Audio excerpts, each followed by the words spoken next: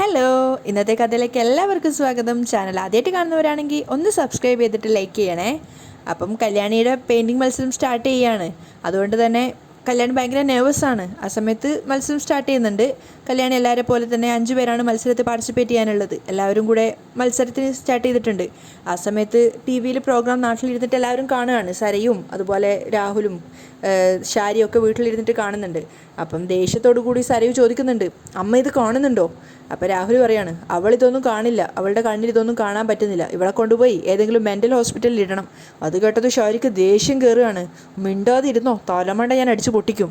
അത് കേട്ടത് സരയുവിനെ പിന്നെയും ദേഷ്യം വരുന്നത്. അവൾ പറയുന്നുണ്ട്, ഓണം ഉണ്ണുന്ന സമയത്ത് പോലും വഴക്കായിരുന്നു, എന്താ അച്ഛനും അമ്മ ഇങ്ങനെ? നല്ലൊരു മരുമോനെയാണ് കിട്ടിയത്, എന്നിട്ട് ആ മരുമോനെ ഓടിച്ചു വിടുന്ന പോലത്തെ പ്രവൃത്തികളാണ് ചെയ്തുകൊണ്ടിരിക്കുന്നത്. ആ സമയത്ത് പിന്നെ ഷാരി കൂടുതലായിട്ടൊന്നും പറയുന്നില്ല. രാഹുലും പിന്നെ മിണ്ടാതിരിക്കുകയാണ്. അപ്പോൾ ടി വിയിലേക്ക് നോക്കിക്കൊണ്ട് സരയു പറയുന്നുണ്ട്, അവളൊന്ന് തോറ്റാൽ മതിയായിരുന്നു, ഇനി ഇതിലും കൂടി ജയിച്ചു കഴിഞ്ഞാൽ അയലത്തെ വീട്ടിൽ ഭയങ്കര ആഘോഷമായിരിക്കും.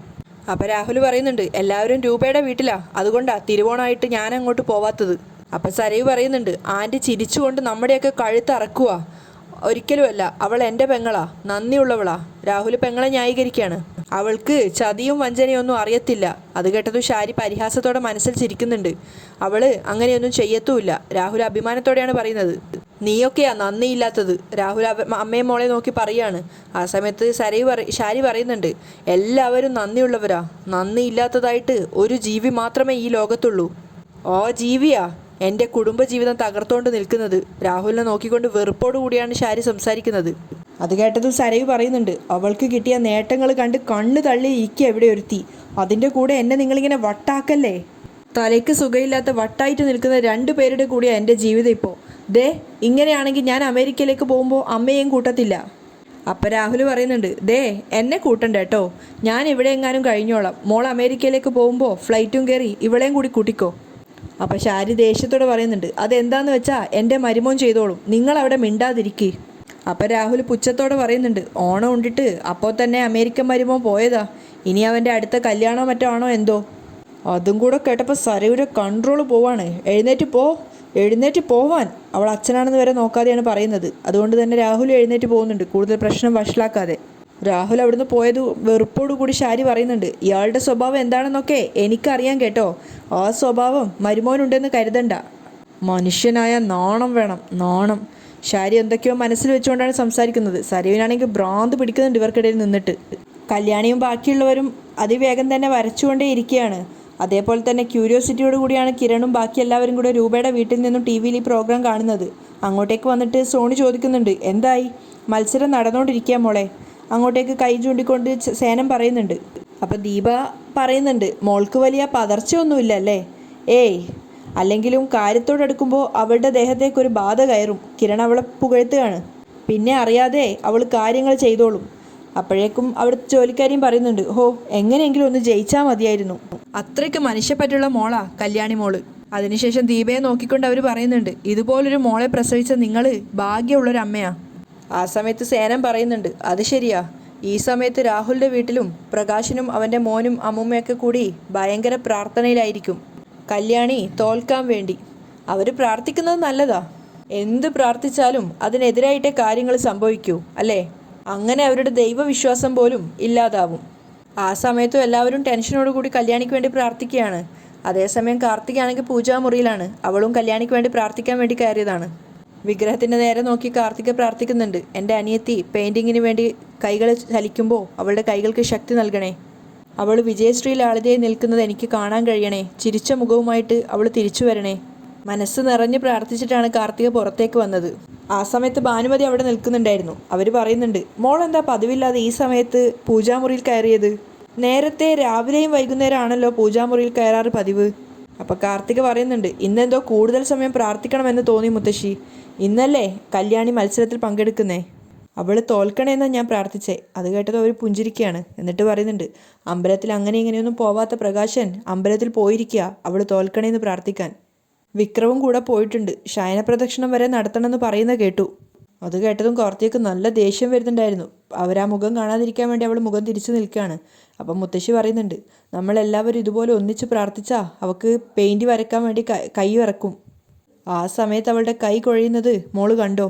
അല്ലെങ്കിൽ അവൾ വരയ്ക്കുന്നതൊക്കെ മറന്നു പോവും. അല്ലെങ്കിൽ തന്നെ എന്തോന്നാണ് അവൾ ഈ വരയ്ക്കുന്നത്? അങ്ങോട്ടും ഇങ്ങോട്ടും ഓരോ വരയാ. എന്നിട്ട് പറയും ആകാശാണ്, മറ്റേതാണ്, അതാണെന്നൊക്കെ. എൻ്റെ പൊന്നെ, എങ്ങനെ ഇതിനൊക്കെ അവാർഡ് കിട്ടുന്നോ എന്തോ. അവരിങ്ങനെ പുച്ഛത്തോടെ പറഞ്ഞുകൊണ്ടേ ഇരിക്കുകയാണ് കല്യാണിയെക്കുറിച്ച്. അല്ല, വിക്രവും പ്രകാശനൊക്കെ പറയുന്നതാ സത്യം. അവളുടെ അമ്മായി അച്ഛൻ അമേരിക്കക്കാരനാ. അയാൾക്കാണെങ്കിൽ ഇട്ടുമൂടാനുള്ള പണവുമുണ്ട്. അങ്ങനെയാണ് അവൻ ആൾക്കാരെയൊക്കെ സ്വാധീനിക്കുന്നത്. പക്ഷേ ഇന്നത്തെ മത്സരത്തിൽ അത് നടക്കാൻ പോകുന്നില്ല. അല്ല മോളെ, മോക്കും ഉണ്ടല്ലോ സ്വാധീനമൊക്കെ.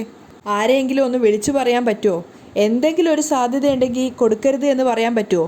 ആ സമയത്ത് അവൾ പറയുന്നുണ്ട്, അത് പറ്റില്ല മുത്തശ്ശി, ഇതങ്ങനെ റെക്കമെൻഡ് ചെയ്തിട്ട് കിട്ടുന്ന അവാർഡല്ല. ആണോ? എന്നാൽ പിന്നെ അവൾക്ക് കിട്ടത്തേയില്ല, ഉറപ്പിച്ചോ. ഞാനൊന്ന് പ്രാർത്ഥിക്കട്ടെ എന്ന് പറഞ്ഞിട്ട് അവർ പൂജാമുറിയിലേക്ക് കയറുകയാണ്. അത്രയ്ക്ക് സന്തോഷം ഉണ്ടായിരുന്നു അവർക്ക് കല്യാണിക്ക് കിട്ടില്ല എന്ന് ഓർക്കുന്ന സമയത്ത്. പൂജാമുറി കയറിയതോ അവർ പ്രാർത്ഥിച്ചത്, വിഘ്നേശ്വര, ദേവി മഹാമായെ, അവൾക്ക് അവാർഡ് കിട്ടരുതേ, അവൾ കയറിയ വിമാനം ആകാശത്ത് വെച്ച് തന്നെ പൊട്ടിത്തെറിക്കണേ, അതിന് താഴോട്ട് വന്നില്ലേലും കുഴപ്പമില്ല. അവരുടെ മനസ്സിൽ ആ ഒരു നികൃഷ്ട ചിന്ത ആലോചിക്കും തോറും കാർത്തികയ്ക്ക് ദേഷ്യം കൂടിക്കൂടി വരികയാണ്. നിന്നെയൊക്കെ ഞാനൊരു പാഠം പഠിപ്പിക്കുവടി കിളവി.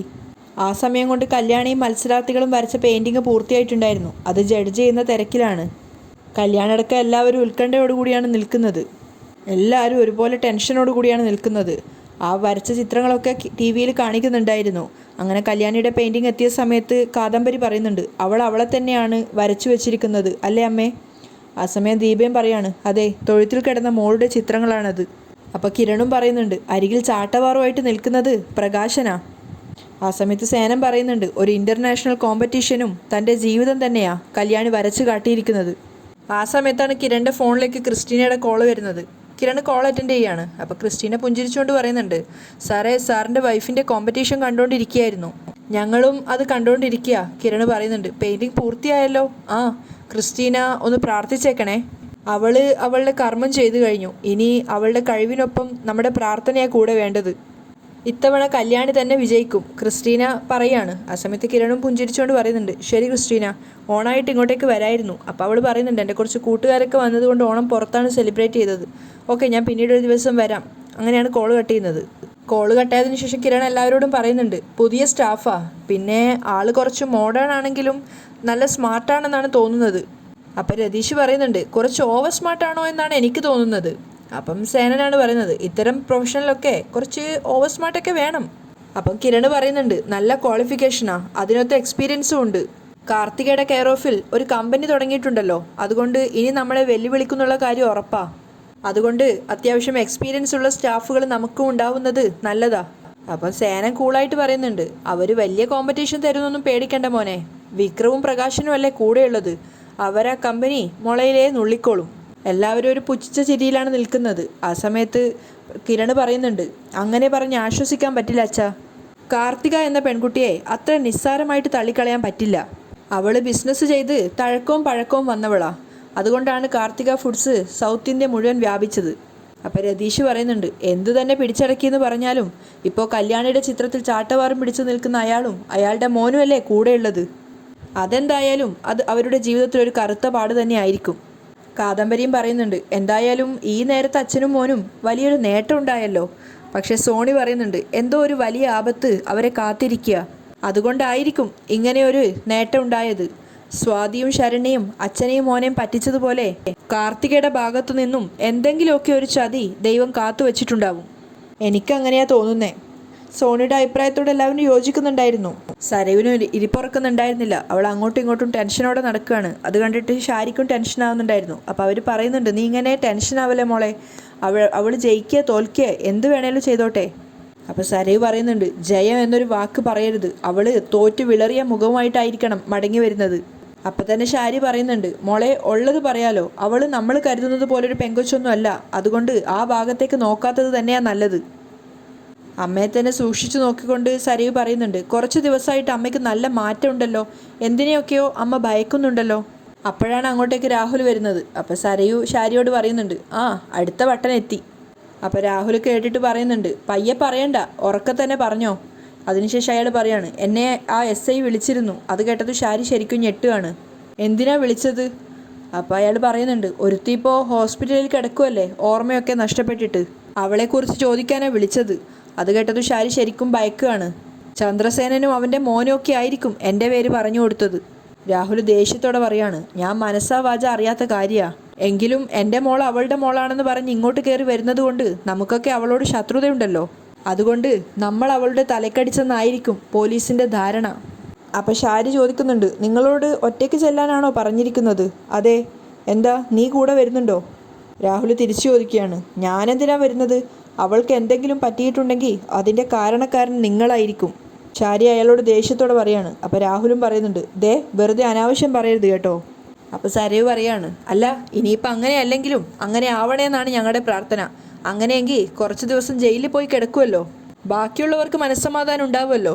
അപ്പോൾ രാഹുൽ പറയുന്നുണ്ട്, സ്വന്തം അച്ഛൻ ജയിലിലും ഭ്രാന്താശുപത്രിയിലൊക്കെ കിടക്കണമെന്ന് ആഗ്രഹിക്കുന്ന ഒരു മോള്.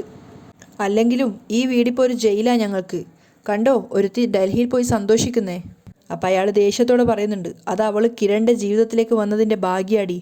നിനക്കതിനുള്ള അവസരം ഉണ്ടായിരുന്നു, അവനെ അടക്കി പിടിക്കാനുള്ള അവസരം. അത് നീ തൊലച്ചു കളഞ്ഞു. അത് കേട്ടതും സരയു ദേഷ്യത്തോടെ പറയുന്നുണ്ട്, ദേ മിണ്ടരുത്, മിണ്ടിപ്പോവരുത്. അത് കേട്ടതും ഷാരിയും പറയാണ്, പോ, എങ്ങോട്ടാണെന്ന് വെച്ചാൽ പൊയ്ക്കോ. ഈ വീടിൻ്റെ ദുരന്തം നിങ്ങളാ. ഇതെപ്പോഴും പറയണം. രാഹുൽ ദേഷ്യത്തോടെ അവിടുന്ന് പോവാണ്. ആ സമയത്ത് സരയു പറയുന്നുണ്ട്, ഒരുത്തിക്ക് സമ്മാനം കിട്ടുമോ ആലോചിച്ച് ടെൻഷൻ അടിച്ച് നിൽക്കുമ്പോഴാണ് ഓരോരോ കാര്യങ്ങളുമായിട്ട് അങ്ങേരി വന്നിരിക്കുന്നത്. അതിന് ഷാരി ഒന്നും പറയുന്നില്ല. ആ സമയത്ത് സരയു പറയുന്നുണ്ട്, അങ്ങേർക്കിപ്പം ഞാനും കിരണും ഒന്നിക്കണം, എന്നിട്ട് എൻ്റെ മനുവേട്ടനെ ഞാൻ ചവിട്ടി പുറത്താക്കണം. അങ്ങനെയുള്ളൊരച്ഛനെ ഏതെങ്കിലും മകൾ സ്നേഹിക്കുമോ അമ്മേ? അപ്പം ഷാരി പറയുന്നുണ്ട്, വല്ലാത്തൊരു ജന്മാ മോളെ ആ പോയ നിൻ്റെ അച്ഛന്. അങ്ങേരെ പോലെ പാപം ചെയ്തൊരച്ഛൻ ഈ ലോകത്ത് വേറെ കാണില്ല. പെട്ടെന്ന് സരയു ചോദിക്കുന്നുണ്ട്, ഇത് അമ്മ ഇടയ്ക്കിടയ്ക്ക് പറയുന്നുണ്ടല്ലോ, എന്താ അമ്മേ കാര്യം? അവളോട് ആ സത്യം പറയാനാവാത്തത് കൊണ്ട് തന്നെ ഷാരി ശരിക്കും വെപ്രാളത്തോടെ അവിടുന്ന് മാറുകയാണ്. ഒന്നുമില്ല മോളെ എന്ന് പറഞ്ഞുകൊണ്ട്. ആ സമയത്ത് ഷാരിയുടെ മനസ്സിൽ വരുന്നത് അന്ന് താര വന്നതും അവളെ തലക്കടിച്ചതുമായിട്ടുള്ള ആ ഒരു കാര്യങ്ങളാണ്. അതുകൊണ്ട് തന്നെ അവർ ചിന്തിക്കുന്നുണ്ട്, ഞാനിനി അകത്ത് പോവോ എന്തോ. അവരാകെ ടെൻഷനിലാണ്. അതേസമയം കാർത്തികയുടെ വീട്ടിൽ അവരെല്ലാവരും ടി വി കണ്ടിരിക്കുകയാണ്. കാർത്തികയുടെ മുഖത്ത് നല്ല സന്തോഷം ഉണ്ടായിരുന്നു, കല്യാണിക്ക് തന്നെ സമ്മാനം കിട്ടുന്നുള്ള ആ ഒരു പ്രതീക്ഷയിൽ.